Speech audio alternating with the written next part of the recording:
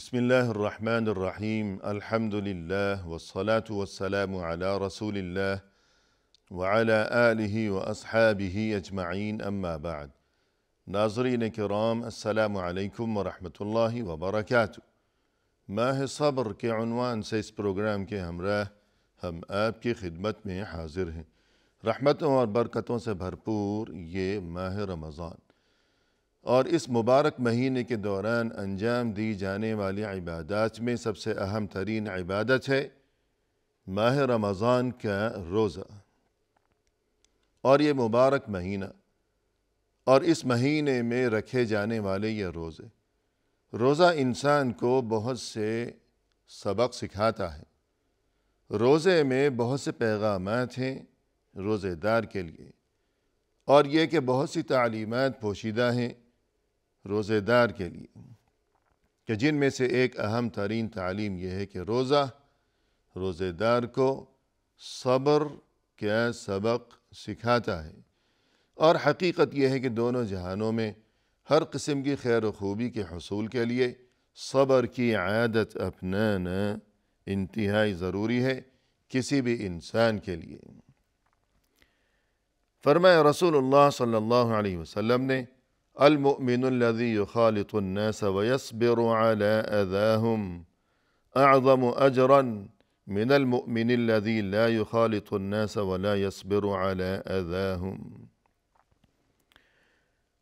رسول اللہ صلی اللہ علیہ وسلم کے اس ارشاد میں یہ حدیث جو کہ ابن ماجہ میں مذکور ہے، جہاں اس کا نمبر ہے 4022، فرمایا آپ صلی اللہ علیہ وسلم نے کہ وہ مومن جو کہ لوگوں کے ساتھ اپنا میل جول رکھتا ہے، اور اس وجہ سے یعنی لوگوں کے ساتھ میل جول اور یہ کہ ملاقاتوں کے سلسلوں کی وجہ سے اگر اسے کسی سے کوئی اذیت کوئی تکلیف پہنچتی ہے، اور پھر یہ کہ وہ اس اذیت پر صبر کا مظاہرہ کرتا ہے، تو یہ مومن بہتر ہے اور یہ کہ بڑے اجر و ثواب کا مستحق ہے اللہ کی طرف سے بنسبت اس مومن کے کہ جو لوگوں سے اپنا میل جول چھوڑ کر بیٹھ جاتا ہے۔ کہ ظاہر ہے کہ انسان جب انسانی معاشرے میں رہتا ہے تو سبھی کا مزاج ایک جیسا تو نہیں ہے، اور یہ کہ بعض اوقات کسی کی طرف سے کوئی ایسی بات یا کوئی ایسی حرکت کوئی ایسی کارروائی ہو جاتی ہے کہ جو دوسرے کو ناگوار گزرا کرتی ہے، لیکن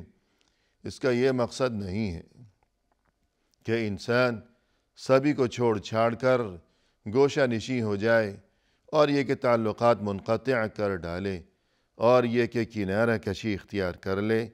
یہ بات دین اسلام میں پسندیدہ نہیں ہے، بلکہ دین اسلام میں اس بات کی تعلیم دی گئی ہے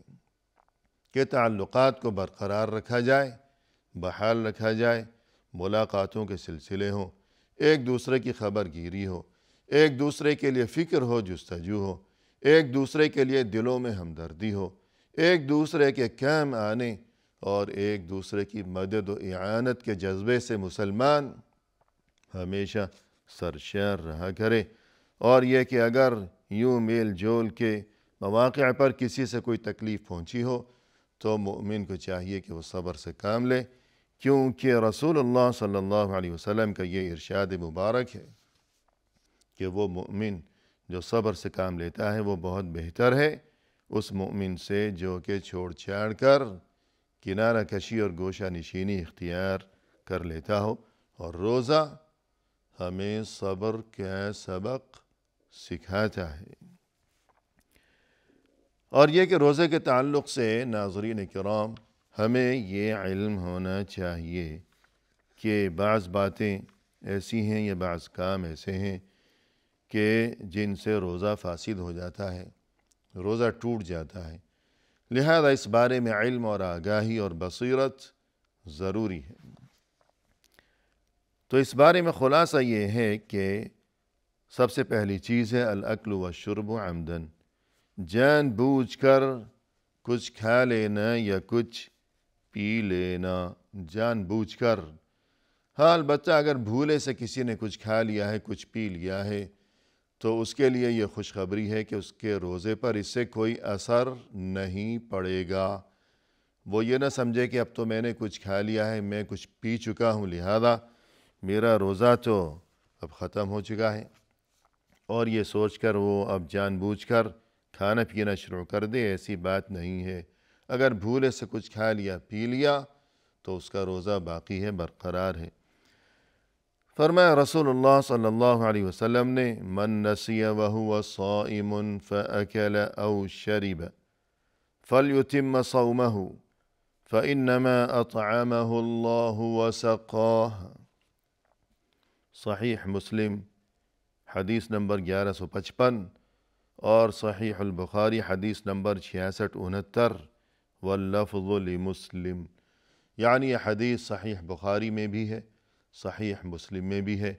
البتہ یہ کہ واللفظ لمسلم، کہ یہ جو الفاظ ہیں یہ وہ الفاظ ہیں جو کہ صحیح مسلم میں ہیں۔ صحیح بخاری میں بھی یہی حدیث موجود ہے، لیکن الفاظ قدر مختلف ہیں۔ فرمایا رسول اللہ صلی اللہ علیہ وسلم نے کہ جس نے کچھ کھا پی لیا بھولے سے، حالانکہ وہ روزے کی حالت میں ہے، تو اسے چاہیے کہ جب اسے یاد آ جائے کہ میں تو روزے میں ہوں اور میں نے کچھ کھا لیا پی لیا، فَلْيُتِمَّ صَوْمَهُ، اب وہ اپنے روزے کو مکمل کرے۔ اس کا روزہ درست ہے، باقی ہے، برقرار ہے، جاری ہے۔ فَإِنَّمَا أَطْعَمَهُ اللَّهُ وَسَقَاهُ، یہ تو اللہ نے اسے کھلا پلا دیا ہے، یعنی یہ تو اللہ کی طرف سے گویا کہ فضل ہو گیا کہ روزہ بھی اس کا باقی ہے، درست ہے، اور یہ کہ کھا لیا اور پی لیا، اس نے کھا پی بھی چکا ہے اور روزہ بھی باقی ہے۔ اللہ نے اسے کھلا دیا ہے، پلا دیا ہے کہ بھولے سے اس نے کچھ کھا پی لیا ہے۔ تو اس سے یہی بات ہم بتانا چاہتے ہیں کہ بھولے سے کچھ کھا پی لیا تو روزہ اس کا درست ہے، باقی ہے۔ ہاں، جان بوجھ کر کھانا پینا یہ وہ عمل ہے کہ جس سے روزہ ٹوٹ جائے گا، فاسد ہو جائے گا۔ اور اس کے بعد دوسری چیز ہے الجماع، یعنی علاقہ زوجیت، میاں بیوی کے جو تعلقات ہوا کرتے ہیں، اگر کسی نے روزے کے دوران ایسا کوئی عمل انجام دیا ہو تو اس سے بھی یقیناً روزہ فاسد ہو جائے گا، ٹوٹ جائے گا۔ اور تیسری چیز ہے القیء عمدن، جان بوجھ کر قے کرنا، جان بوجھ کر۔ ہاں، البتہ اگر خود بخود قے آ گئی ہو بے اختیار تو اس سے روزے پر کوئی اثر نہیں پڑے گا۔ رسول اللہ صلی اللہ علیہ وسلم نے فرمایا کہ من ذرعہ ای غلبہ القیء فلیس علیہ قضاء ومن استقاء عمدا فلیقضی، رواہ احمد و ابو داود۔ فرمایا کہ جس کسی پر قے غالب آ گئی، یعنی بے اختیار، مجبوری کی کیفیت میں کہ بے اختیار قے آ گئی، تو اب اس پر قضا نہیں ہے، یعنی اس کا روزہ ٹوٹا نہیں ہے، درست ہے۔ البتہ یہ ہے کہ جس کسی نے جان بوجھ کر قے کی ہو کسی بھی وجہ سے، تو گویا کہ اس کا روزہ فاسد ہو گیا، اب وہ روزہ قضا کرے گا۔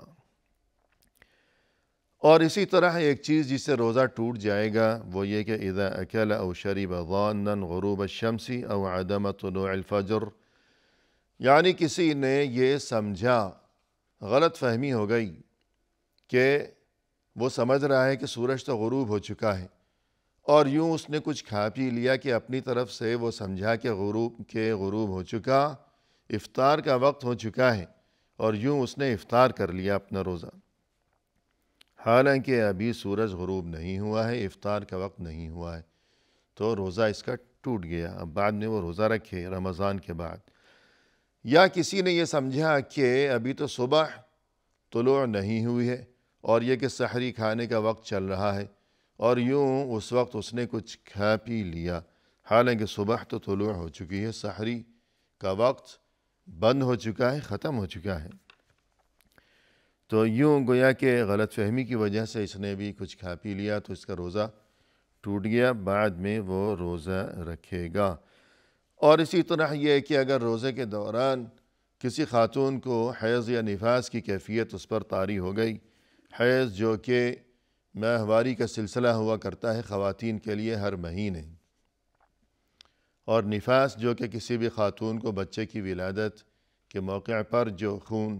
کی آمد کا سلسلہ ہوا کرتا ہے، تو اگر روزے سے ہے کوئی خاتون اور روزے کے دوران حیض یا نفاس کا سلسلہ شروع ہو گیا تو اس سے اس کا روزہ فاسد ہو جائے گا، ٹوٹ جائے گا، اب وہ بعد میں روزہ رکھے گی۔ یہ تو تذکرہ ہو گیا کچھ ایسے کاموں یا ایسی باتوں کے سلسلے میں کہ جن سے انسان کا روزہ ٹوٹ جاتا ہے، کہ ان کاموں میں سے اگر کوئی کام کسی روزے دار نے کیا ہے روزے کے دوران تو اس کا روزہ ٹوٹ گیا، فاسد ہو گیا۔ ہاں، البتہ ان باتوں میں سے کچھ باتیں ایسی ہیں کہ جب اس کا روزہ ٹوٹ گیا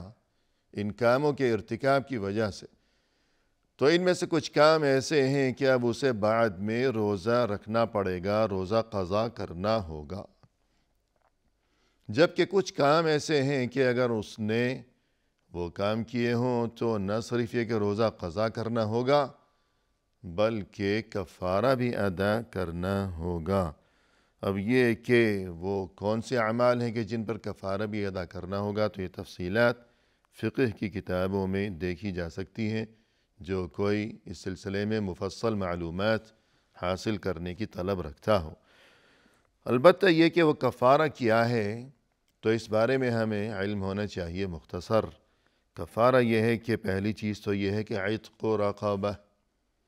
غلام آزاد کیا جائے۔ روزہ توڑ دیا ہے تو غلام آزاد کیا جائے، اور آج کے اس دور میں تو غلاموں کا کوئی وجود نہیں ہے، لہذا باقی رہ گئے دو کام، کہ ان دو کاموں میں سے پہلا کام یہ ہے کہ فَإِن لَمْ يَجِدْ فَصِيَامُ شَهْرَيْنِ مُتَتَابِعَيْنِ، 2 مہینے لگاتار روزے رکھنا ہوں گے، 2 مہینے لگاتار، یعنی اگر ایک روزہ اس نے توڑ دیا ہے 2 مہینے لگاتار، کہ مثلا روزے کے دوران جو علاقہ زوجیت ہے، زوجین کے جو معاملات ہوا کرتے ہیں، تو کسی نے یوں میاں بیوی کے جو کام ہوا کرتے ہیں تعلقات، اگر ایسا کام کیا روزے کے دوران 2 مہینے لگاتار روزے، درمیان میں ایک دن بھی اگر ناغہ کر دیا تو از سر نو شروع سے پھر 2 مہینے کی یہ گنتی پوری کرنا ضروری ہوگا اس کے لیے۔ اور اگر 2 مہینے لگاتار روزے رکھنے کی اس میں طاقت نہیں ہے تب اگلی چیز کی طرف منتقل ہونے کی اجازت ہے۔ یہ نہیں کہ اگر چاہے اسے اختیار ہے کہ چاہے تو یوں کر لے، چاہے تو یوں کر لے، یہ اپنی چاہت اور اپنی مرضی کا معاملہ نہیں ہے، اختیار نہیں ہے، بلکہ اگر 2 مہینے روزے رکھ سکتا ہے تو رکھنے پڑیں گے، اگر نہیں رکھ سکتا، بہت بیمار ہے، بوڑھا ہے یا جو بھی وجہ ہے، عمر رسیدہ ہے، تو فَإِطْعَامُ 60 مسکینہ، ایک روزہ توڑا ہے تو 60 مسکینوں کو کھانا کھلانا ہوگا۔ یہ ہے کفارہ روزہ توڑ ڈالنے کا، یعنی ماہ رمضان کے روزے کے بارے میں ظاہر ہے کہ یہ تمام گفتگو کی جا رہی ہے کہ وہ روزہ جو کہ فرض ہے، جو کہ ضروری ہے، یعنی ماہ رمضان کا روزہ۔ روزے سے متعلق ان چند ضروری احکام کے بارے میں گفتگو کے بعد مزید یہ کہ ناظرین کرام، ایک اہم ترین بات کہ جسے ہمیشہ اور بالخصوص روزے کے دوران ہمیں ذہن نشین رکھنا بہت ہی ضروری ہے،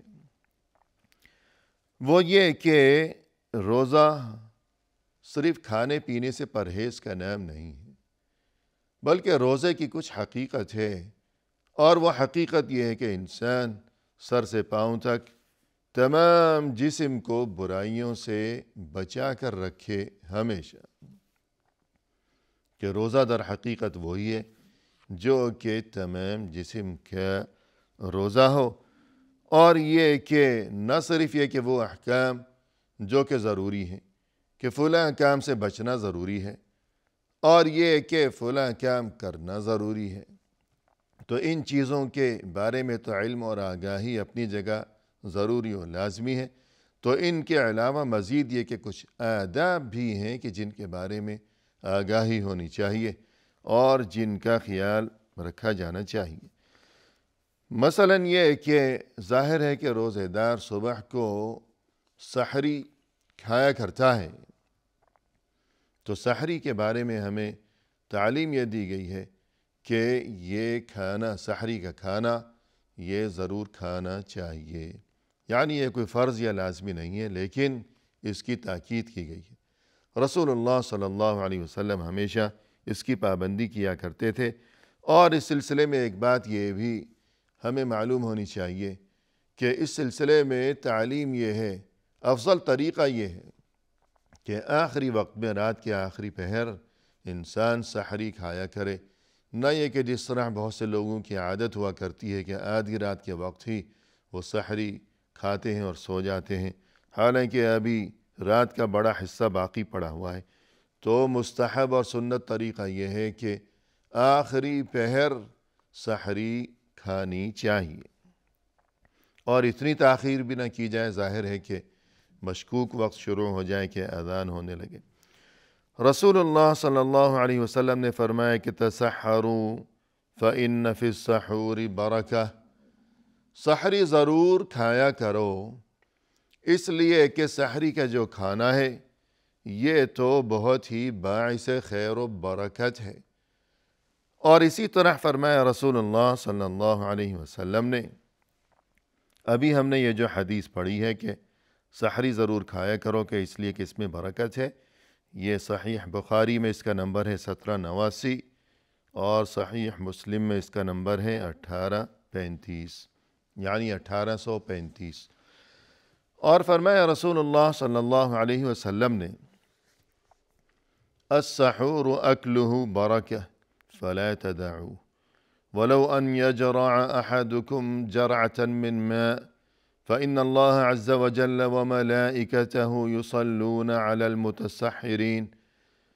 یہ جو سحری کا کھانا ہے یہ ضرور کھا لیا کرو، اس لیے کہ یہ تمہارے لیے بہت ہی باعث خیر و برکت ہے، اسے مت چھوڑو، اگرچہ محض ایک گھونٹ پانی ہی کیوں نہ ہو۔ اور یہ کہ اللہ سبحانہ و تعالی اپنی رحمت نازل فرما رہا ہوتا ہے تم پر اس وقت کہ جب تم سحری کھانے میں مشغول ہوا کرتے ہو، اور یہ کہ یہ جو اللہ کے فرشتے ہیں یہ اس وقت تمہارے لیے دعائے خیر کیا کرتے ہیں، لہذا سحری کا ضرور اہتمام کرنا چاہیے، سحری ضرور کھانی چاہیے۔ کیوں؟ اولاً تو اس لیے کہ اللہ کی طرف سے رحمتیں نازل ہوتی ہیں سحری کھانے والوں پر،